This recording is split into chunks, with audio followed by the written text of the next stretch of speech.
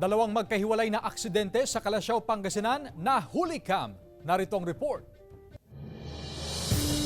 Sa pool sa CCTV ang pagsemplang ng rider na ito sa kahabaan ng Barangay Bud, Calasiao, Pangasinan.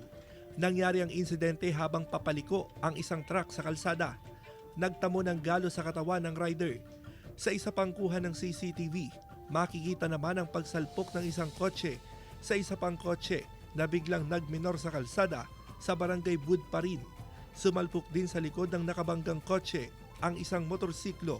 Sa tala ng Barangay Council, 3 katao na ang nasawi ngayong Mayo dahil sa sunod-sunod na aksidente sa naturang kalsada. Sunod-sunod na po kasi ang aksidente po sa Barangay Bud po.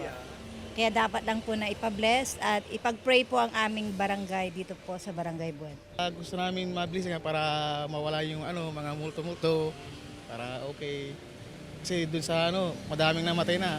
Yung una yung kotse, tapos yung susunod yung naka-tricycle. Suportado ng barangay ang mungkahi ng mga residente na pabasbasan sa pari ang lugar. Pag-uusapan namin sa council kung anong mapag-usapan, publish natin. There's nothing wrong na they ask it to be blessed para papasalamatan din ng Diyos for the blessing ng road na binigay sa kanila. At the same time, for the assurance that God is protecting us in every way possible.